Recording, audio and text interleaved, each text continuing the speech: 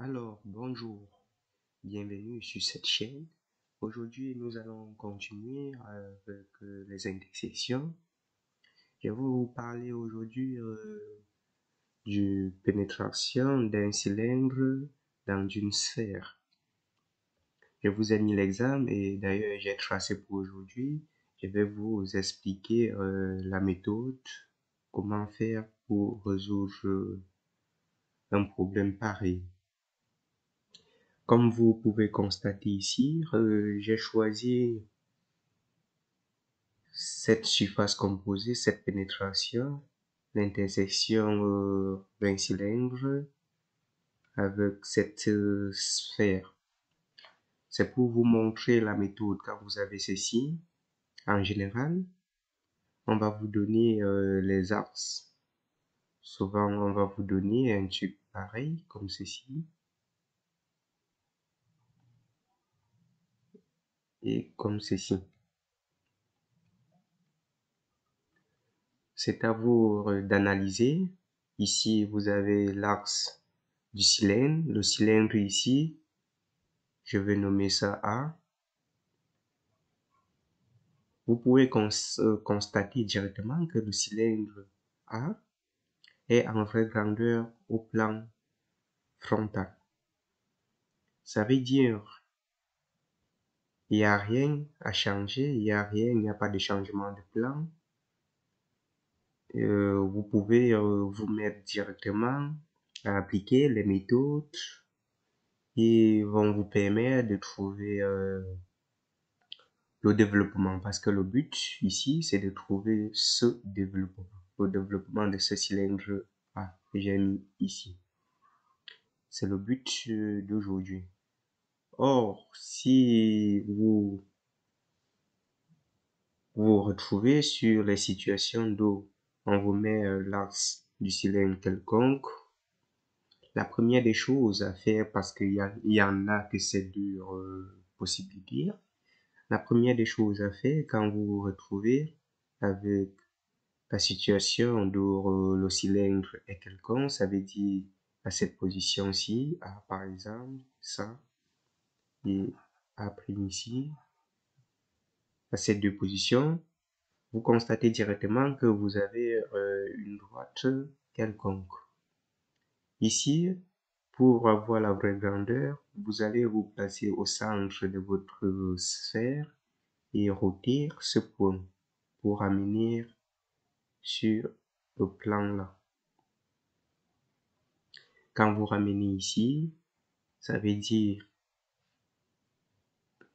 le cylindre qui est ici est en raccourci partiel et se trouve en vraie grandeur au plan frontal qui est là.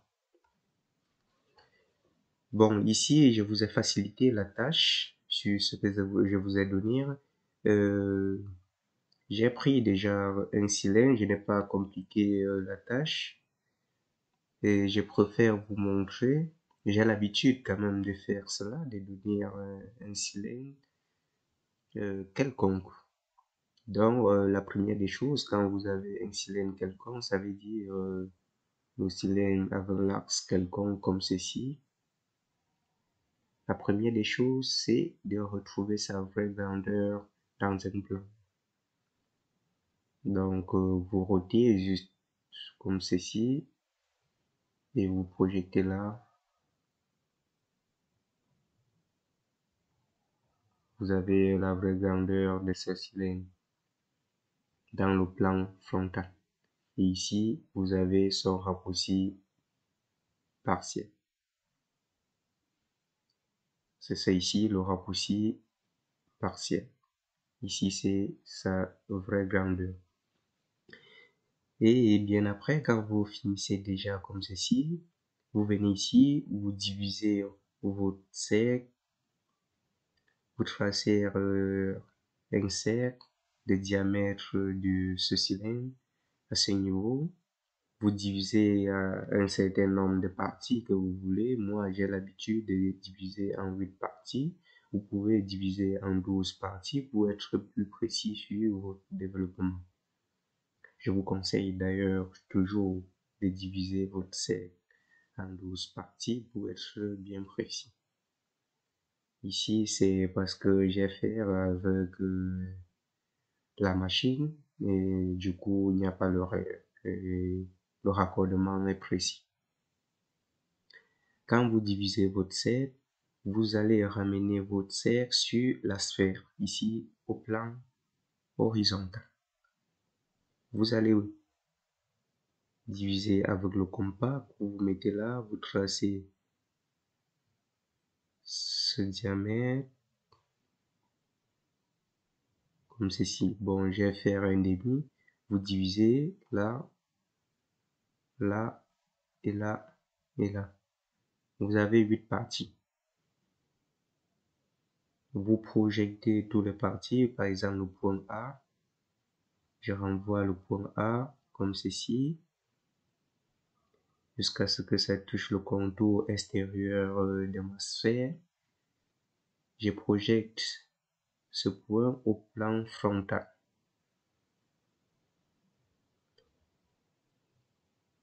Il faut bien sûr arriver au plan frontal. Vous allez créer un plan. Donc, vous allez considérer l'axe de votre sphère qui est là, ou comme c'est horizontal,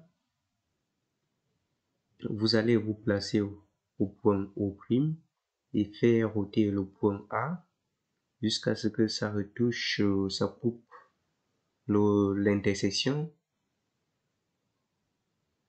du cylindre A au plan frontal. Ça veut dire, voici le point A. Quand vous projetez, quand vous allez faire pareil, diviser, on fait un cercle ici, diviser en 8 parties et projeter le point A comme ceci. C'est infini parce que ici, vous ne savez pas d'où ça va s'arrêter. Et là, vous allez venir vous placer ici avec le compas, faire un arc de cercle comme ceci. Ça va venir couper votre point A. Vous voyez, comme ceci. Ça me coupe le point A à ce niveau. Ça, c'est mon premier point.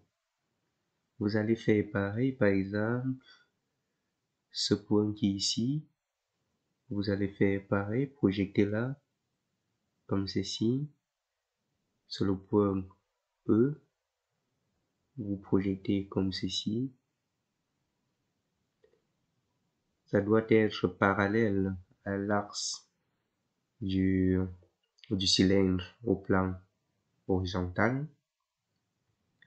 Ensuite, vous ramenez ça perpendiculairement à l'axe du cylindre au plan horizontal jusqu'à ce que ça touche l'axe de votre sphère au plan frontal, comme ceci.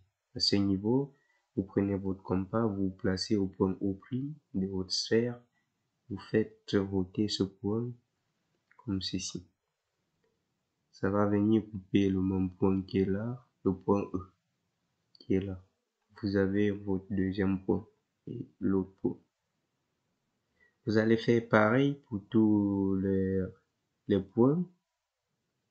Ça veut dire vous allez projeter tous les points ici.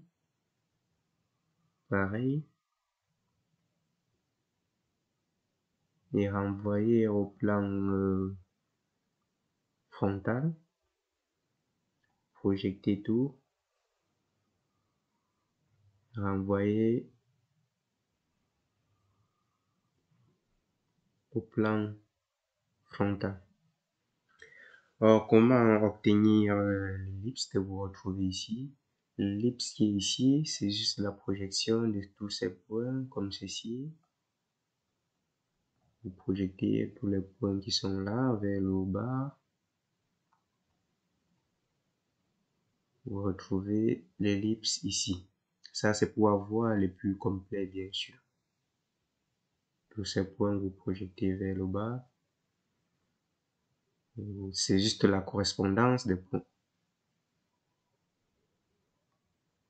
Quand vous faites descendre ça, vous avez le premier point là, l'autre là, l'autre ici et l'autre là. Avec 4 points normalement sur la machine, moi je raccorde. Mais je vous demande Pour accorder, vous voyez, la distance ici avec la main, c'est pas évident. Par contre, quand vous divisez en 12 parties, ça veut dire il y aura un point par exemple ici et un point également là. C'est plus facile de relier ces points que de relier toute la partie ici. Quand vous avez fini ceci, pour calculer, tracer le développement, que vous êtes toujours dit, la longueur développée doit être égale à pi d.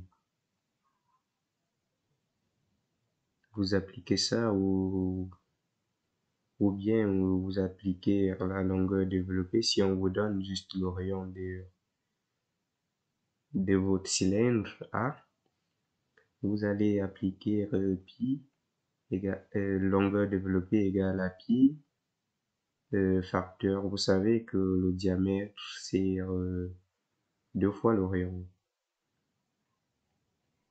de R. Ceci, ça va vous donner 2 pi R. Ça vous donne également la longueur développée.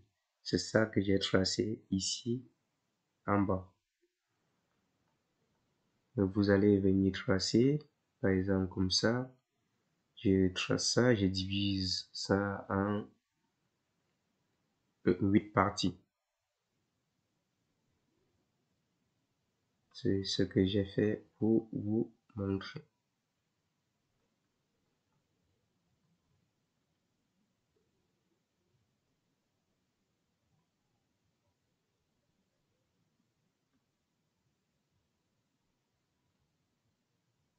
Là, vous avez 1, 2, 3, 4, 5, 6, 7 et 8. La distance ici, c'est la longueur développée. C'est ça qu'on appelle pi d, ou qui est égal encore à 2 pi r.